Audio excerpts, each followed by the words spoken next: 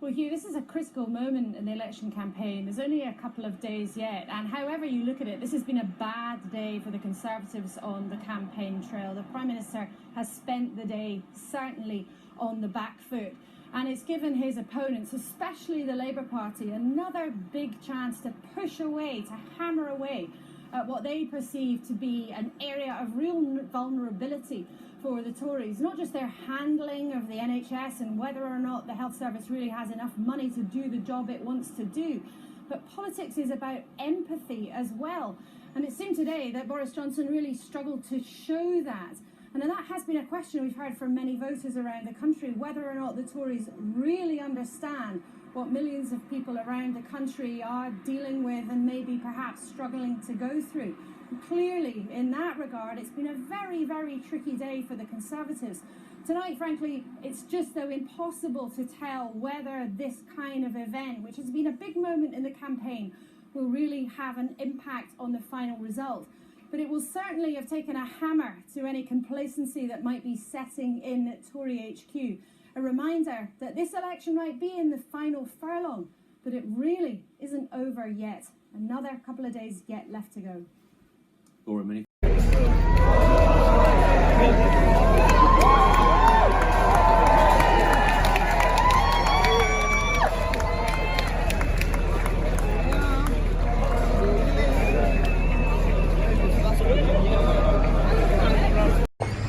So we're in Barnard Castle. We are a few minutes away from having a visit from Boris Johnson, and the visit has just been pulled because a load of people turned up to protest in really, ridiculous ways, blocking the visit, trying to disrupt things and trying to cause trouble. If this is really the state of our democracy, I think it says an awful lot. That the Prime Minister can't come into a town, come and do a bit of shopping, meet some of the local people who are really looking forward to meeting him, and support my campaign as well. But it is what it is. But if you're watching out there, see this dedication. The Prime Minister is here in the North East, coming to support North East candidates, and it's Labour that are blocking him. Let's hear from the big man. Here's Jeremy.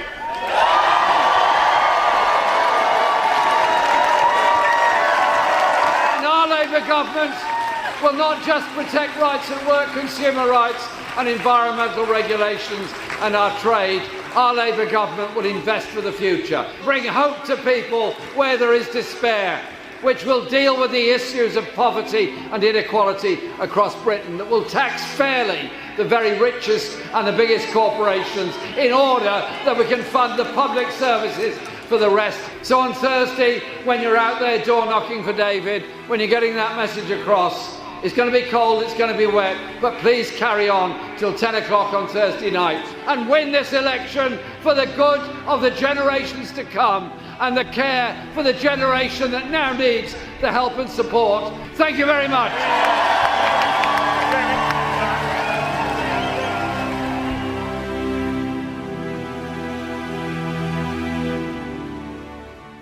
Jesmas, we wish you a Merry Jesmas, we wish you a Merry Jesmas and a Tory-free year. We wish you a Merry Jesmas, we wish you a Merry Jesmas, we wish you a Merry Jesmas and a Tory-free year. Right, so get a start because he's got to go in a bit. Nigel Farage claims his party has no place for people with extreme views. UKIP and the Brexit Party are very different, and I don't think that Middle England, decent people, want to vote for a political party that is linked to extremism, violence, criminal records and thuggery. Richard Tice, who set up Leave.eu and is the chairman of the Brexit Party, wants to be the MP here.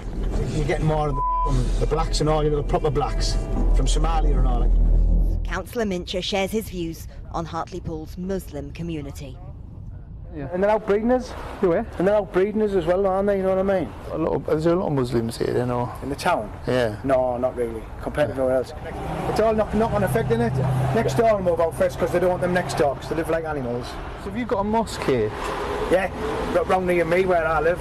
We try to put a big pig's head in the concrete, finish it, let it all get built, and just send the video out and say, look, there you go, you've got a pig's head under your mosque there, so you'll have to get it all knocked down and redone again, or we'll just leave it because it's desecrated ground, innit? And over the next few hours, the racism kept coming. Look, the Turks are the biggest heroin dealers in the country. They're all done cleaning the money off the heroin and all that, aren't they, the Turks? I am the assistant manager for the North East region. He's a senior figure in the campaign team. Look at certain other countries who will not accept Muslims. All right. They don't have half the prisons they need. You know, they don't need a quarter of the prisons that we need. They don't need a quarter of the policemen we need. They don't need a quarter of the health services we need. How can we, if we had free reign to do it, how can we tackle that, Gordon? That's the thing. Because most born here. And that's what they're doing, they're outbreeding us. And they will tell you themselves, I've heard them say it. Yeah. We'll outbreed you in X number of years, so you've lost already. And yeah. Gordon Parkin is no stranger to Nigel Farage or Richard Tice. He's no Brexit Party bit part player. But 4.5 years ago, he was investigated by UKIP for sharing far-right posts. You know that, so we've got quite a few white taxi drivers, haven't we?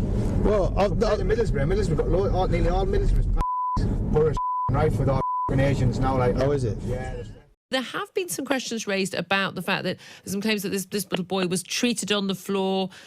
Quite a lot of medical professionals have been saying, there's nothing there suggesting the child was being treated on the floor. The oxygen mask looks like it's been placed there. That a child wouldn't be lying down if they were suspected of having pneumonia. Some reports that, again, unconfirmed, I must stress, unconfirmed, that the mother placed the child on the floor. I mean, she said, look, they were waiting, and the hospital has apologised there wasn't a bed in the ward, but it does appear to be the wheels of a trolley right next to the child. Now, I've been in hospital before, trolley, bed, really very, very similar things. We're not talking about, sitting in a supermarket trolley. A hospital trolley is a bed to all intents and purposes. There are some question marks being raised about this now. That's an attempt to sweep the story away. No, it's not. It's me being a journalist and looking at both sides, Scott. I'm sorry. That's an attack the messenger story. This was not a staged photograph. This wasn't a staged situation. The mother didn't stage it. How do you know that? Oh, how do I know that? Because there's absolutely no evidence that the mother sat there and said, all right, I'm going to put my child on the floor. Now I want you photographers to come in. And I want you to do that. No, Scott, I'm not accusing anything. I'm just saying there are a number of medical professionals, there are reports, and I've said unconfirmed reports from nurses within the hospital that what she said happened did not happen. I don't play unconfirmed, Julia. I play with what is before us regarding not only this case, but many other cases. The wheels of a hospital trolley are in the photo. The wheels of a hospital trolley in the photo then sweeps away the fact that the boy is on the floor and that others who are in hospitals across the country have had to wait as well. Stick with the issue that comes up here, which is ask both Conservative and Labour, ask Lib Dems, ask all other parties about the state of NHS where you don't have this situation where not only 4-year-old children, but men and women of all ages are having extended waiting times, where you have pressures on doctors and nurses.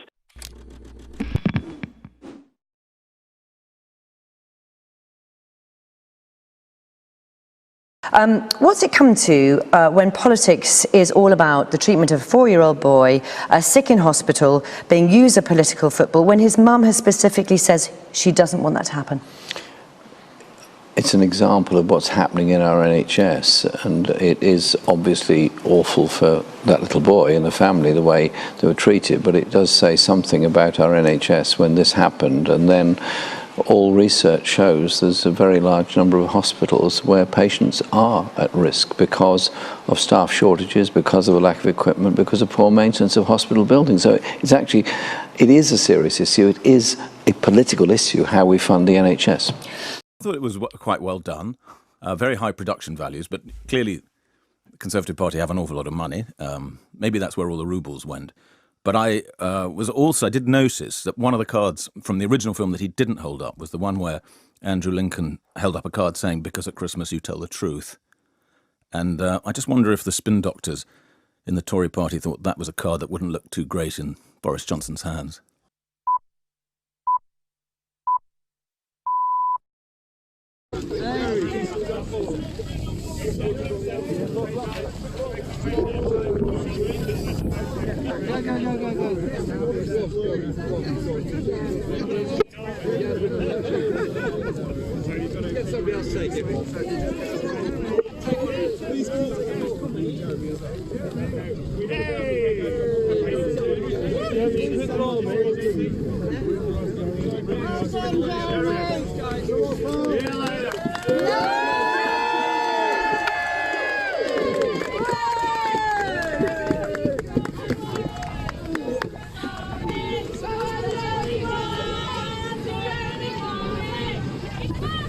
There isn't people lying idle at the moment. There's a lot of people not being given the skills, and that's why I'll create a national education service, and we can put people online to have those construction jobs for the future.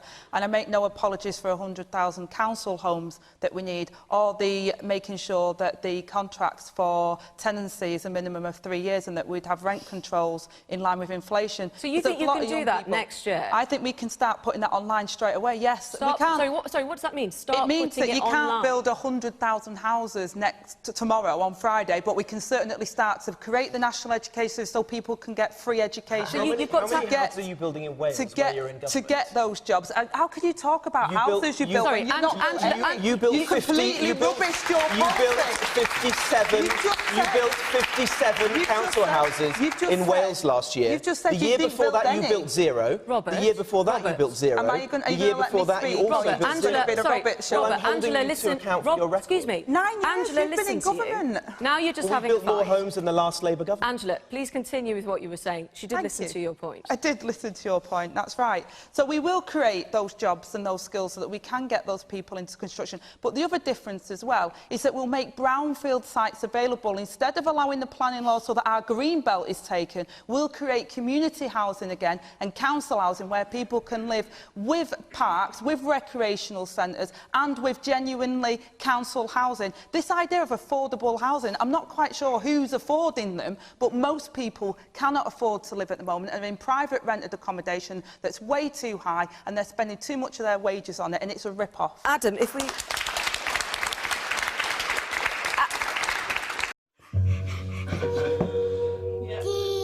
I'd met Jason in 2015, and it was a really exciting time. He was the man I'd always been waiting for in my life. He was a wonderful person, and we had a lot of fun together. We were doing well. Yeah! Well done. My youngest son, Thomas, was born with Down syndrome in January 2017. He had some health challenges, and we were home for just 7 weeks before Jason suddenly passed away.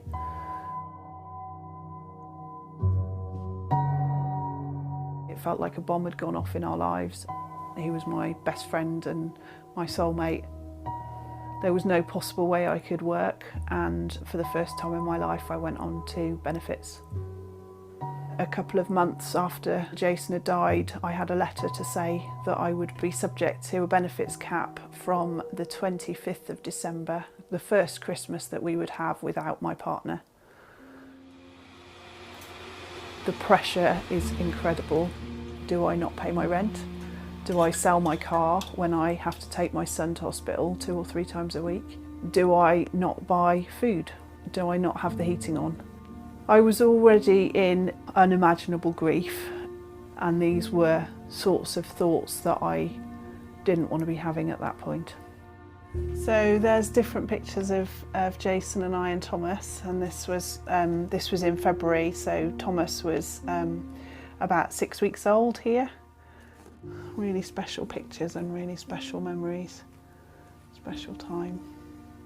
I was shocked to find that there are thousands of other women with children under 2 who were in my situation being encouraged back to work with a benefits cap, and I found that heartbreaking. This is unacceptable. We have enough money in the country to support our most vulnerable people when we really need it, and I want to share my story so that things can be changed. I'm working again now. I want to know that my taxes are being used to support the people who absolutely need it. And that's why I'm supporting Jeremy Corbyn and his policies for a change in our welfare situation so that it becomes a security for the people who need it most. And I promised myself that if ever I got through this, I would tell my story and try to change this. That's why she's joining our campaign to get rid of this government and universal credit and the injustice that go with it. Jeremy Corbyn. He's shown the most integrity, he's shown the most honesty, and I really feel we've got a once-in-a-generation opportunity to make a change and take care of each other.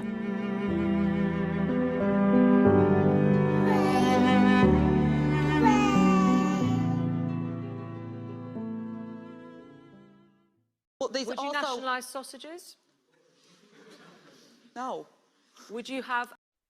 My name's Zund. I'm a doctor and I worked for the NHS for 10 years and I also make stuff on television. And anyone who's seen me on television will know that I spend a lot of my time spraying around diarrhoea, blood, snot, mucus, slime, earwax. I've drunk urine on television. I've even pooed on my brother's bathroom floor. But the most disgusting thing I've ever seen is what the Conservatives and Boris Johnson are doing to the NHS. Over the last 10 years, they have nearly destroyed the NHS. It's massively important for all of us, and on election day, you have a chance to stop them.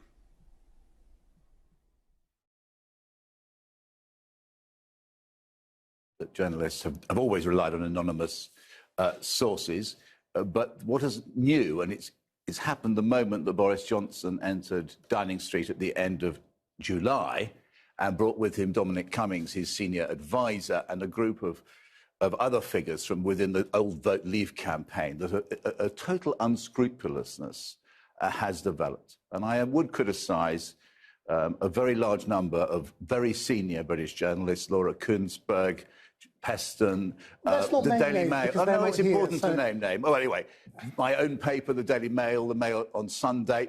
And what they're doing is passing on rubbish very often, information, much of it false, straight on, sometimes via Twitter, sometimes via their own reports, much of which turns out to be false. Is instead of doing the job of a journalist, which is to interrogate in a sceptical way the information you're getting from number 10 Downing Street, what they are actually doing is just shoveling it on unmediated and allowing themselves to become effectively press spokesmen for Boris Johnson and the senior advisor Dominic Cummings. It enables the Prime Minister to have two public policies. He will, for instance, he will say, I'm going to obey the courts in a promise to the courts, and at the same time, a compliant political editor of national fame will tweet or say that he or she is understanding from their sources that the Prime Minister is doing something else. My very strong criticism of a large number of political editors is they are not interrogating this. Government sources, and they're also using them to pass on smears, lies, fake news, and they're debauching British political discourse. There is a distinct...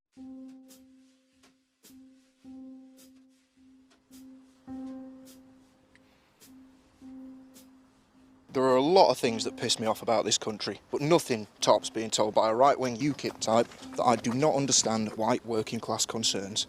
My mum was a cleaner, my dad was a gardener. I live in a council house in the East Midlands, pretty quintessentially white working class. I fully understand white working class concerns because they keep me awake until 3 a.m. in the morning most nights. Am I going to be paid on time? Can I pay my bills? Can I pay my rent? Can I afford the bank charges if I don't get paid? Will my parents suffer if we lose the NHS? I don't worry about whether I'll own my own home because I won't. These are the things that keep me awake, and they are the white working class concerns. Where myself and the UKIPer differ is in who we choose to blame and how we want to fix it. The UKIPer thinks that the white working class is very important, specifically the white part. I don't. I think that the working class is the working class, regardless of skin colour.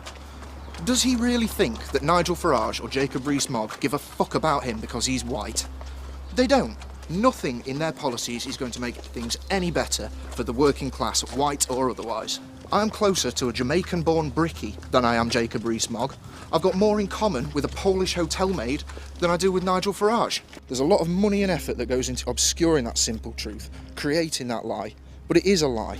All this anti-immigration, anti-foreigner shite is doing is dividing the working class when we should be uniting against the bastards who lord it over us time and time again like they have done for centuries, keeping us fighting amongst ourselves for crumbs whilst they stuff their faces.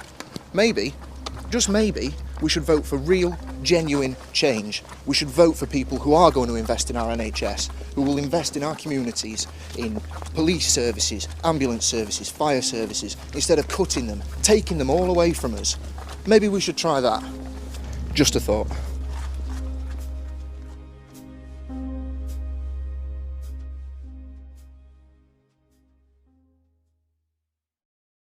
An individual level, and actually my young kids are much more aware of that than what my generation were, and we have to get real, because climate emergency is a real problem. Climate change is a problem, despite what Nigel thinks. But these Would also... you nationalise sausages? No. Would you have a whole meat policy that you would say to... I might vote Labour, cause I wanna make more paper. I see them haters, then see them later. You don't know who been loves off Jamaica. That man stood his ground, he ain't shaken. Carbon will never touch bacon. He's amazing, there's no faking. Carbon, watch out for all of them pagans. You can A and we, cause we go hard and tough like Jeremy. Can't you see? They can't take us down like Jeremy. In a country as wealthy as the United Kingdom, or where I grew up, the United States, these are countries with governments that are swimming in cash, and they can spend it on the latest missile, or they can spend it on their citizens and the people who live there, and the people who drink their water and breathe the air, and depend on a hospital and a school and all that. And so that's in pretty stark relief for this election on the 12th of December, because you've got, on one hand, Labour, who understand that the money is most certainly there. I can promise you it is. I don't live terribly far from Mayfair, and if you walk around there, you know that there's money to fund the NHS for another 1,000 years. Or if you look at these gigantic corporations that store their money in offshore tax havens and stuff, the money is there. And not even, I mean, I might get in trouble for saying this, but like if Labour gets into power, all the billionaires are going to be fine. All the businesses are going to still continue to function in a psychopathic manner, and they're going to be fine. I'm going to be fine. I'm some jerk on TV. I won the lottery. I'll be fine if the Tories get in. I mean, I might leave because but a lot of people can't do that. Most people can't do. The vast majority of people can't do that, and they deserve to be taken care of because they draw breath, because they're human beings. And so that's what this election is about. You can vote for people who are going to enrich billionaires further, turn multimillionaires into billionaires, and just waste money, ignore the climate crisis, which is going to lead to horrible stuff. I mean, when you've got people like Boris Johnson, Donald Trump in power, and they're not dealing with the climate crisis, well, then the climate crisis is then soon going to come and deal with them and their citizens, even for the billionaires' kids who aren't even looking after their own kids, you know? And we have to look out for the billionaires' kids and the thousandaires' kids and the people who are in debt and have no money at all. And we can afford to do it. So vote Labour on the 12th. Thank you very much.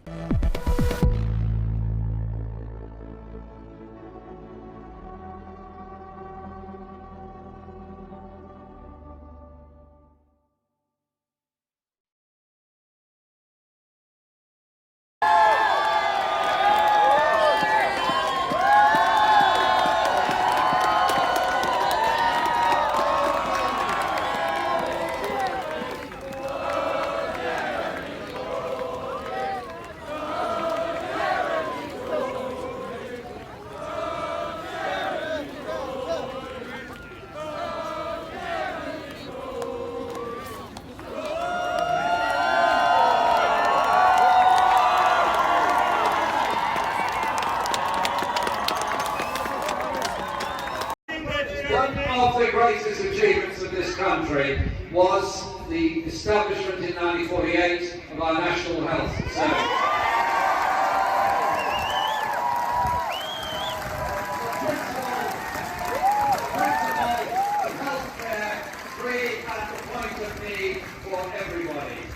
It's underfunded and under threat. And when today on the front page of one of our national newspapers, the Daily Mirror, there's a picture of a 4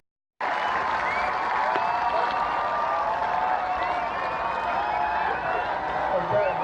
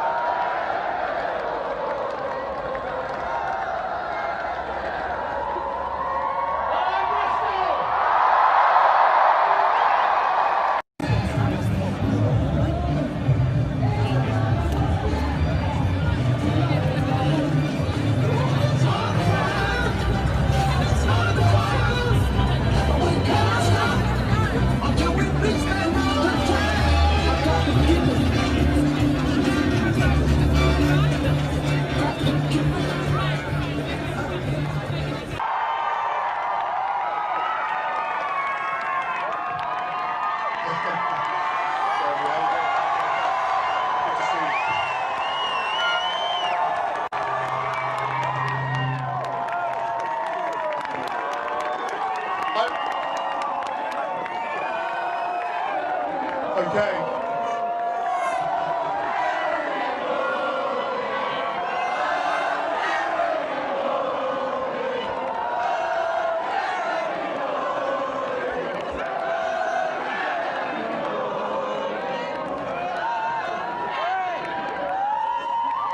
Hello, Bristol!